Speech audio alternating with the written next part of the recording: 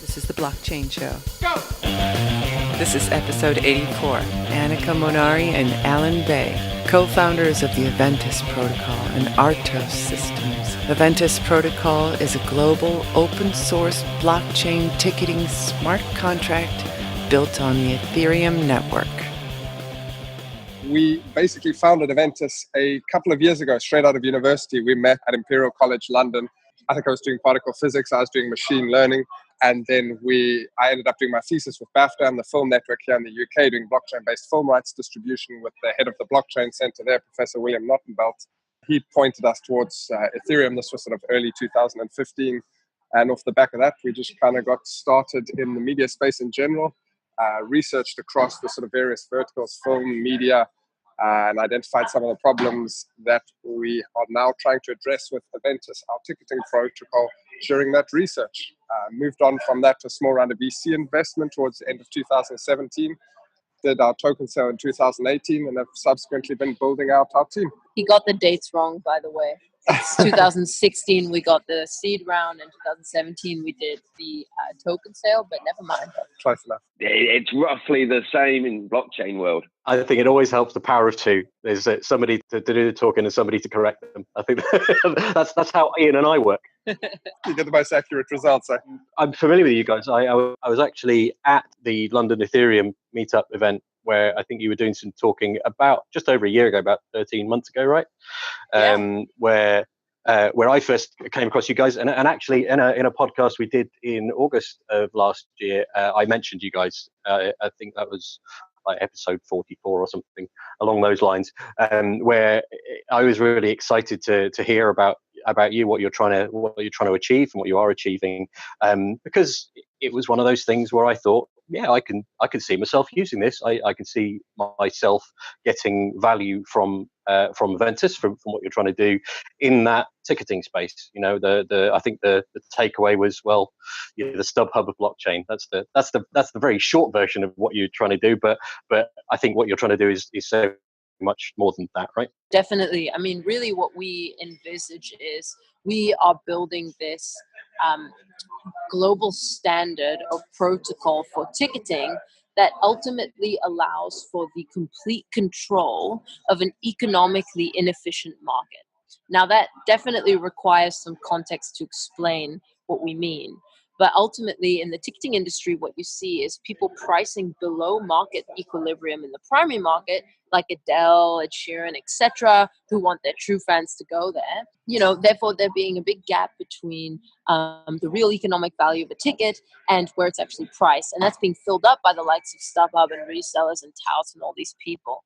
And what we fundamentally try and do with the Aventus Protocol is allow rights holders of tickets to completely control their inventory and create rules around how it's distributed, who's allowed to resell it, and at what prices, and how it's accessed at the door. And ultimately, our vision is this protocol on the blockchain has this global pool of ticketing inventory with a rules-based layer on top that really any kind of sales channel can plug into and start distributing tickets from, always adhering to the event organizers or rights holders' rules. Yeah, I mean, that's the really important distinction here, is that this is sort of B2B through and through. We're not looking at competing on primary inventory with any of the primary or secondary players. It's really to sell the properties and become that sort of bridge to blockchain for the ticketing and more widely the entertainment industry, so that they can leverage these new properties without having to deal with any of the current sort of shortcomings around scaling or volatile cryptocurrencies or any of that, and really power the industry and let them adopt these new standards. So who are your customers going to be then? Who are you building this for? Who's going to want to take it up? Is it going to be the StubHubs of this world, the Ticketmasters of this world, or are you trying to make it more distributed to that, to break the monopoly of those guys? Where's this going? Yeah, definitely. So, I mean, ideally, obviously, the biggest guys in the world are the sort of promoters, Live Nation, AEG, those sort of companies. So it fits across the whole supply chain. So it really helps people control their inventory across the entire supply chain. So it starts off with the venue, artist, promoter side of things. There's options for clients all around there, depending on which properties they'd like to leverage. It's the primary agencies, so the Ticketmasters, the Access and whatnot. And then the sort of third area is access control, and even at the venue then again. So there's various solutions for providing more secure crypto tickets to people at that level. So anybody across the ticketing supply chain can benefit from this slightly differently depending on which properties they wish to leverage. We see it as a backbone, that bottom 5 to 10% of the industry, really, that sits under everything and ultimately makes it better for everyone, more efficient. That makes a lot of sense. So tell us a bit more. I mean, I really enjoyed your talk a year ago. It took me back to kind of university days. I didn't go to Imperial, but it was that kind of the London Ethereum meetups kind of felt a bit like a university lecture at the time, because it was in a university lecture hall primarily, but it was quite a little bit theoretical, a little bit kind of talking about the promise and the future potential. How have things moved in the year since those kind of talks? What have you done to move from the kind of theoretical to the real world, to the actual realizing that potential? Yeah, good question. So in September we did our token sale, and we raised some funds that we could then use to build out our business and start approaching the industry.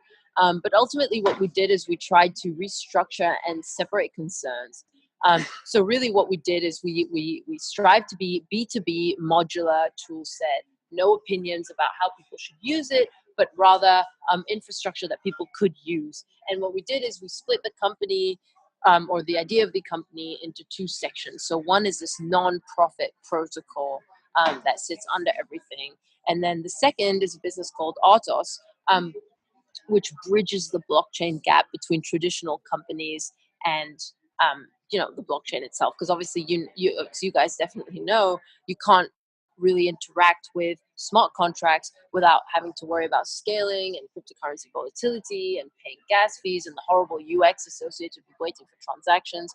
So we at Artos provide all kinds of services to bridge that gap. And what we've done since the sale is we built out the team. We're about 25 people in total, give or take. We've got a few different clients. So we've got Blockside, which is a football fan engagement company that owns a variety of football clubs, ticketing with.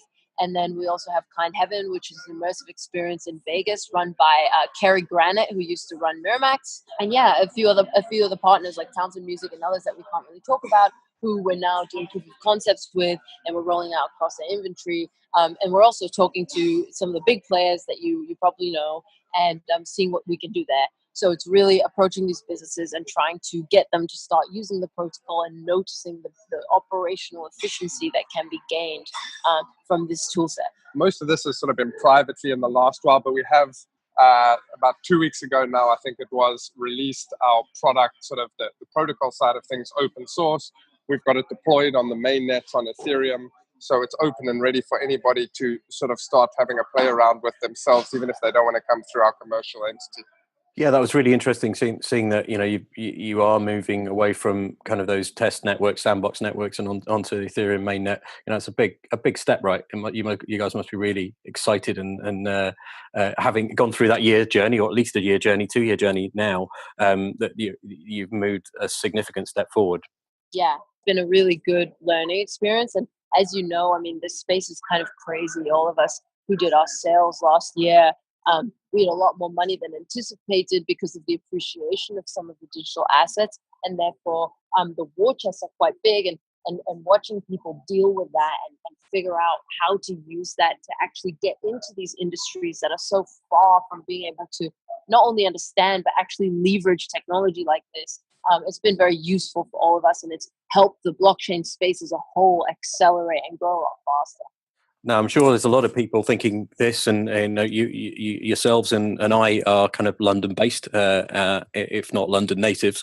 But this time of year, the people are going to ask the question, how are you going to help me get a Wimbledon ticket without having to camp out overnight? Yeah, that makes a lot of sense. I mean, the primary problem that we see when people having to buy tickets for big on sales is really you're competing against bots, right? The reason you can't buy a ticket to your favorite concert, to your favorite sports event, is that there's actually this bot software running, locking up all the inventory before you can even get your hands on any of those tickets. So a good example of this actually is they don't even have to have capital at risk at times. What you'll sometimes see is On a primary market, you know how when you try and buy a ticket, you get whatever a 10-minute window to check out, and that ticket's reserved for you.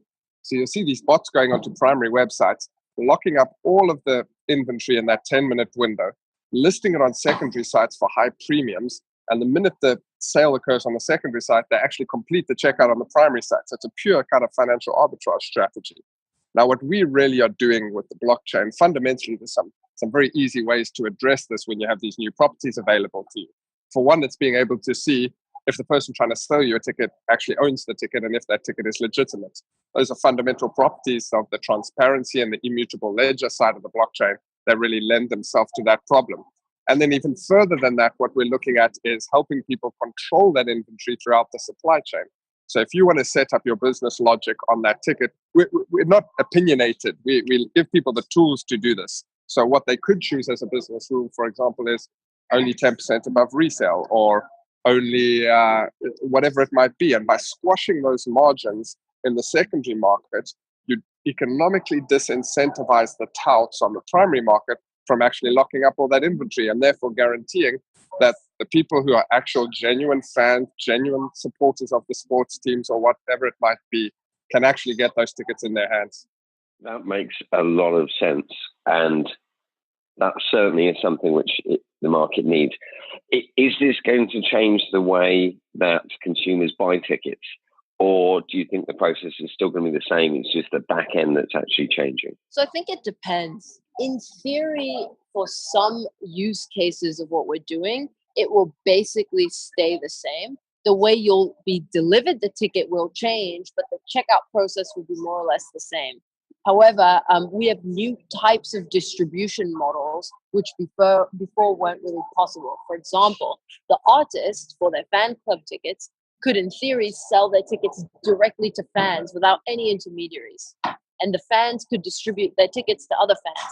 So for example, one of the things we're looking at doing is these different social selling schemes. So that, for example, if you manage to get 20 people to go to the concert, then actually you get a VIP ticket for free, for example. And all kinds of incentive mechanisms of creating almost like a peer-to-peer decentralized ticket distribution network. So in those cases, it will look a bit different, but we still, as we say, want to plug in with the traditional infrastructure, the traditional companies, and we want to make it as frictionless as possible for them to integrate the software, thereby not changing their checkout process and their distribution process that much. That's a really good point there. It's really infrastructure blockchain, right? What we're building is an infrastructure and a protocol. So most people don't know the details or complexities of TCP/IP, and yet we all use it every single day when we communicate kind of on the internet. And that's the same way I think blockchain will end up going. This is fundamental infrastructure. You don't care what database Ticketmaster uses when you buy your Adele ticket. What you really care about is getting that ticket and having a good experience. And blockchain will be able to let businesses deliver a better experience and better control their internal processes. Well, I was going to ask that kind of question, or a question based on that. So getting a ticket for an event, that shouldn't really be much different to getting a ticket from an airplane or an airline for a flight, or actually like a hotel room or some other asset that belongs to somebody else or is sold by somebody else. So do you see that the technology, the infrastructure underlying this may see some sort of consolidation across those kind of traditionally different industries and different models? Yeah, for sure. It's a very interesting point. We definitely do. Already, even within the ticketing industry, we're seeing consolidation of the various sections of the supply chain. So as I was saying, you have that direct-to-fan distribution model, but now what a lot of companies are actually doing is they're doing primary and secondary mixed together. So rather than it being StubHub and Ticketmaster, it's actually one and the same. And when you buy tickets, that you can extrapolate that same logic outwards, just like you did there. And we're experimenting with all kinds of alternative types of events, if you will, and models around that.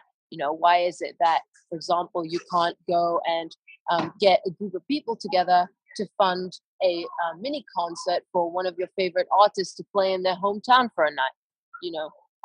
There are all these new things that we can do with this universal backbone. that couldn't happen before. That's good. So has anybody actually been to an Adele concert? I'm bemused by Adele concerts. What do you do at an Adele concert? Do you cry and text your ex-boyfriend all the time? Well, there'll be less crying if you use our blockchain platform to get your tickets nice and easy. Exactly. And you cannot buy a fake ticket. I know that's happening more and more at concerts these days, that fake tickets being sold. That was one of the, I think, trust me, guys, or fill me in, guys. I think that was one of the plus points you were trying to put across when I came across you a year or so ago. And it made me introduce the word Billy Club into our podcast. It was trying to illustrate that this was a way that we could help alleviate the consumer from having to go to a tout to get their ticket. Is that still one of your kind of use cases? Something you talk about how you kind of legitimize that ticketing black market or dark web of ticketing to make the customer experience a safer one? Is that still something you're trying to tackle? Yeah, definitely. So, I mean, we're not against the secondary market as such. We're against the sort of unregulated dealings in the secondary market. So really what we still do, we give people the tools to define their rules, as we kind of mentioned. And those rules can be the things that actually prevent that secondary market. So in the UK, people care a lot more about getting rid of or really controlling the secondary market. So what you could do is say, okay, this ticket can only sell for 10% above face value, and I'm going to take 50% of the profits you make on any ticket. Of course, economically to a tout, that's going to make it much less appealing to devote all the resources getting those tickets than it currently is. So yes, that is one thing that can be solved with this, but we really try not to be opinionated in our approach and rather let the industry apply the tools that we make available to them however they see fit. Excellent. I like the idea about setting up concerts, the fact that fans can group together and set up their own concerts. Is that something that will be possible on the platform in the future, or would you see a third party doing that? Oh, a combination for sure. I mean, one of the things that we really try and do is as a decentralized protocol, we want as many people building on it as possible and providing value. We know we can't do everything ourselves. So obviously we have all these ideas and we're trying to partner with as many people as possible. So, if you're listening and you have some ideas about ticketing, if you own a ticketing business, we really want to work with you and we'll help you and we'll give you some ABT and we'll all work together and build this awesome ecosystem. So yes, a combination. I mean, we have a little app and some ideas ourselves, but we also are partnering with other people who are doing similar things. I'm sorry, guys. It just got a little bit loud around us here. We were talking on a ticketing panel earlier. Is it still okay? Can you hear us properly? Yes, we can hear you. Clem Fandango. Okay. Brilliant. Excellent. So something that kind of crossed my mind over whilst talking and knowing, you've been in this space for a couple of years now. What's happening over the next couple of years? Where do you want to be in 2020? What's your 2020 vision? Is the easy way of putting it? Where are you going to be in 2 years? Yeah. So today, what we can really do with blockchain is provide a great way for people to gain sort of internal operational transparency on their ticketing inventory and sort of set various rules around those tickets. What we would love to see in 2 years' time is more of the sort of consumer protection mechanisms coming into place and the payment service providers, the acquiring banks, the Visa, MasterCard networks really getting involved and helping the payment component of blockchain become much more of a reality so that you can sit whatever here in the UK and pay with your current credit card to your Sterling account, which then gets settled somewhere along the process into a cryptocurrency, propagated through a blockchain, having that ticket sort of delivered, and then kind of checked out the other side to avoid any of the volatility exposure to a business.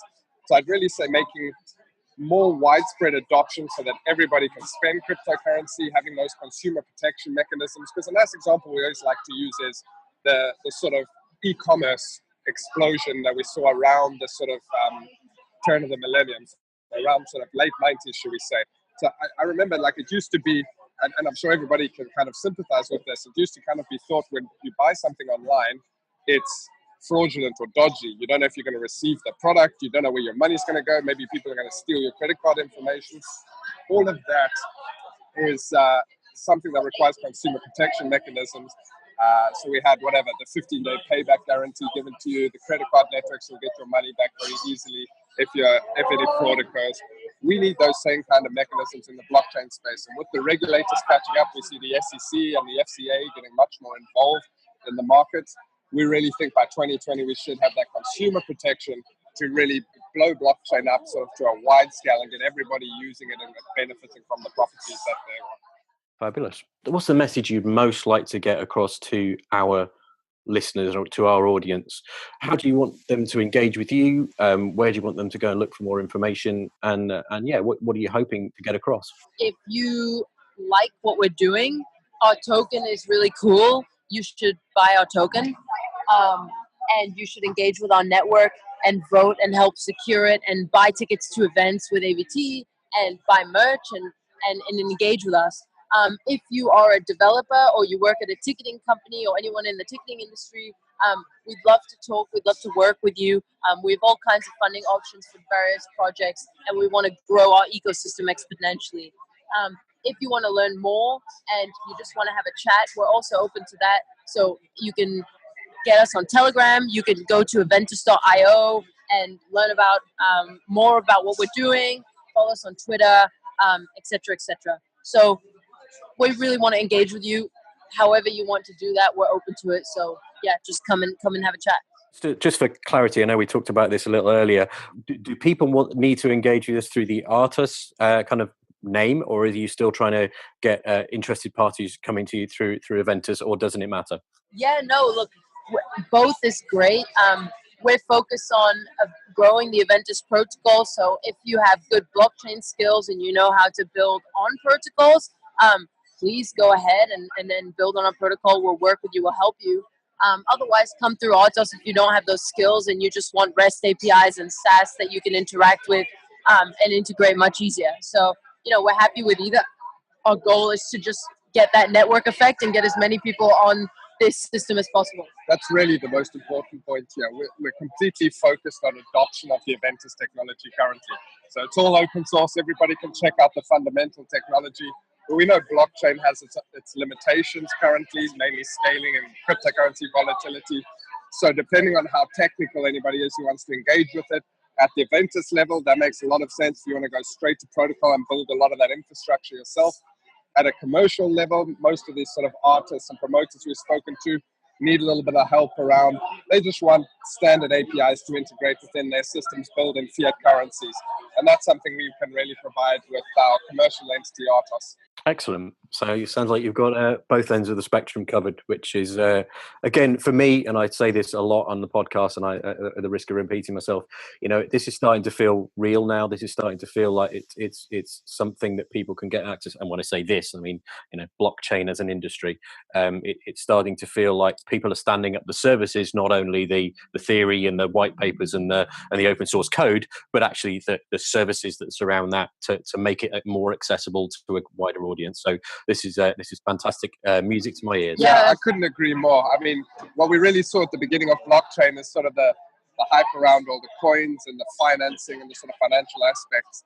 And now we're really starting to see more and more fundamental value and the projects that are able to kind of deliver that, sort of weeding out some of the projects. So yeah, it's great times ahead for the blockchain space. Yeah, and for us specifically, we're going to have some really big use cases on this system really soon. We can't talk about them yet, but they're coming, and we're really excited to bring some tangibility and real-world use cases to the tech.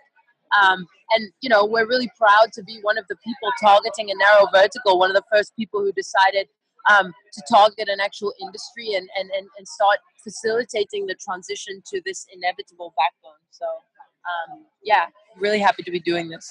Superb. Ian, do you have any final questions? No, I think that all makes a lot of sense. And as soon as people wake up to the fact that this sort of system needs to be implemented to make it fairer for the consumers, the better the whole industry is going to be, I think. And I especially like your point about airline tickets after my recent interesting adventures at Paris airport when I got to the airport and my ticket was voided. You're right, Mark. This should be adopted, this approach, for any tickets being sold. The simple fact that you can prove you've got the tickets to be sold before they're actually purchased is a major step forward for any industry. Actually, it's interesting on the airline side. there's this really big problem that we identified, where, when you buy a ticket and actually that ticket includes another ticket from like Lufthansa if you bought BA, because it's like two different legs or two different airlines, the settling of the sort of revenue between the airlines is actually a really complicated process that's often hindered by people reporting the numbers wrong. Just like you hear about, within Spotify, people not knowing what pile of cash goes to which artist. Similar thing in that industry. So that's a big use case for the blockchain, and something that we're really looking at now. That was exactly my issue. I booked a plane ticket through a travel agent. They had booked the ticket through an airline called Flybe. The Flybe flight was operated by Air France. Air France got my details and said, "Oh, we don't have any agreement with that travel operator. We will just void the ticket." And so I'm left stranded at the airport and nobody can help me, apart from the travel operator who is saying, "Oh, well, in the small print, it says." So, anyway, enough of my adventures around France and driving from Glasgow to Manchester. That's not exciting, but there we go. It's definitely something I'm very for, sorting out tickets in the airline industry. But of course, it's so massive. Let's not bite off more than we can chew. I think your approach is very good. You've got a great business model, and I think it's something we're going to be seeing used all over in the future. Yeah, I mean, it's been a genuine pleasure talking to you guys. Having, as I said, come across Aventus over a year ago, and seen great things, see great potential. You're still around, which is great. That's step one. That was well done. and you're moving forward. Taking leaps and bounds forward as well as just sticking around and hanging in there. You're doing some really interesting things to bring these solutions to the market and to help people adopt them. So fantastic. Thank you for that. And we look forward to following with interest over the next year. Great. Brilliant. Thanks for having us on the show, hey guys. Annika, Alan, thank you very much for your time, and go and have an enjoyable, refreshing drink now in the London. Thanks, Jen. We've got the football tonight. Have a good one, guys. Excellent. And thank you very much for downloading. All of those people who are listening, thank you very much for downloading the podcast again. Keep your feedback coming in, and please send us anything which you want to hear. Anybody who might want to be on the show, just send in that information and we'll add that to our queue for consideration. So again, it's goodbye from me. And it's goodbye from him. And it's goodbye from Ethan.